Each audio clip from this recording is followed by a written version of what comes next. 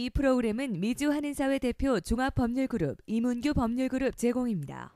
일륜지 대사라 일컬어지는 결혼. 그러나 어제 오늘의 문제는 아닙니다만 이 결혼을 이용해 합법적인 체류 신분을 취득하기 위한 소위 위장 결혼 문제는 점점 심각해지고 있는 듯합니다. 위클리 법률 이번 시간에는 위장 결혼의 문제점을 짚어봤습니다. 타운에 무료로 배포되는 한 정보신문. 결혼 상담 섹션에는 다양한 연령대의 구혼자들 광고가 올라와 있습니다. 그런데 시민권자임을 먼저 말하는 광고가 심심치 않게 발견됩니다. 남성뿐 아니라 여성들도 마찬가지 모습입니다. 심지어 어떤 광고는 체류 신분 문제 해결을 빌미로 사례금까지 내걸고 있습니다. 이 광고에 나온 번호로 전화를 해봤습니다.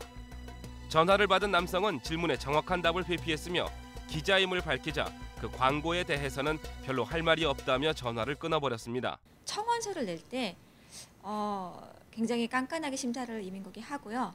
그다음에 혹시라도 그 발언이 발각될 경우에는 이제 인베스티게이트까지도 갈 수가 있어요. 형이 확정이 되면 그 25만 불의 벌금형과 5년형의 징역형까지도 가능한 아주 심각한 중범죄라고 할 수 있습니다. 취재를 위해 몇 곳을 더 연락했지만 모두 비슷한 이유를 대며 답변을 거부했습니다.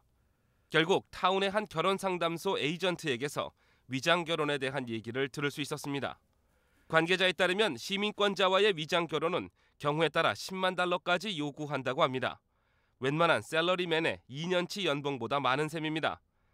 한국에서 시민권자와의 결혼을 원하는 여성들은 초혼보다는 재혼이 많으며 자녀들의 신분 문제까지도 한 번에 해결을 원한다고 합니다. 지난 2007년을 기준으로 한 해 발급된 영주권의 25%가 시민권자와 결혼한 경우입니다. 이 가운데 상당수가 위장 결혼일 가능성이 높다는 것이 관계자들의 분석입니다. 더욱이 국가 안보라는 차원에서도 위장 결혼은 각종 사기 문제와 테러 위협까지 진행될 수 있어서 당국의 조사와 심사는 더욱 강화될 수밖에 없습니다. 그런데 왜 이렇게까지 악용하면서 위장 결혼을 하려 하는 것인가? 가장 쉬운 방법 중에 하나가 되고요. 뭐 다른 조건들이 필요가 없고요. 그리고 시민권자 배우자로서 영주권을 신청할 때는 거의 사면에 가까운 혜택을 받으세요. 예를 들어서 관광비자로 입국하셔서 뭐 15년 이상 기간에 관계없이 불법 체류를 하셨다 하더라도 그런 게 전혀 영주권 신청하시는데 문제가 되지 결격 사유가 되지 않으시고요.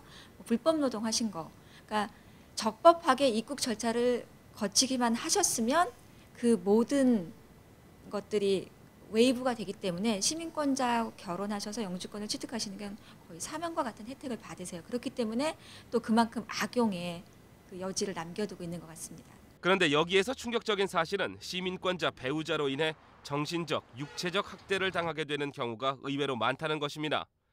영주권만 받으면이라는 생각이지만 심할 경우 정식 영주권 신청 즈음에 더 많은 돈을 요구하거나 심지어는 고의적으로 이혼하는 사례들도 만만치 않습니다.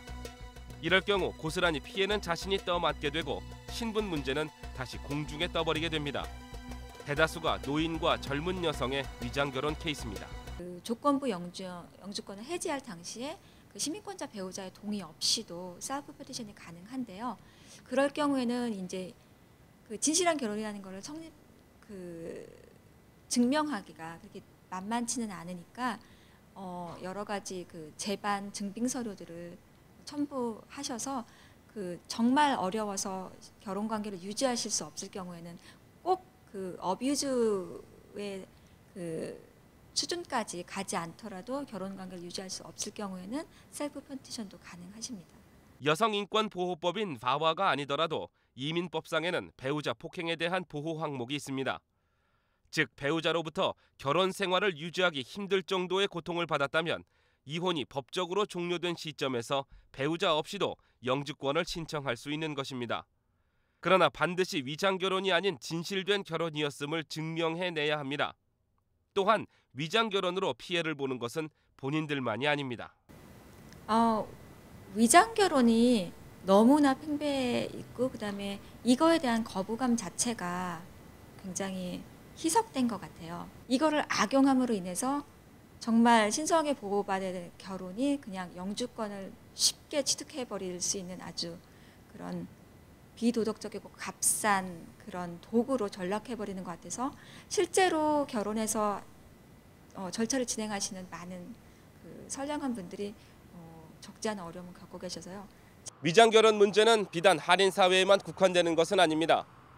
그러나 우리가 여기서 짚고 넘어가야 할 것은 누구도 그렇게 하더라, 나 하나쯤은 괜찮겠지라는 안이한 생각이 아니라 이런 문제가 심화될 경우 결국 우리 사회의 이민 문화가 막히는 결과가 초래될 수 있다는 점을 철저히 자각해야 한다는 것입니다. 위클리 법률, 이번 시간에는 위장 결혼 문제를 짚어봤습니다.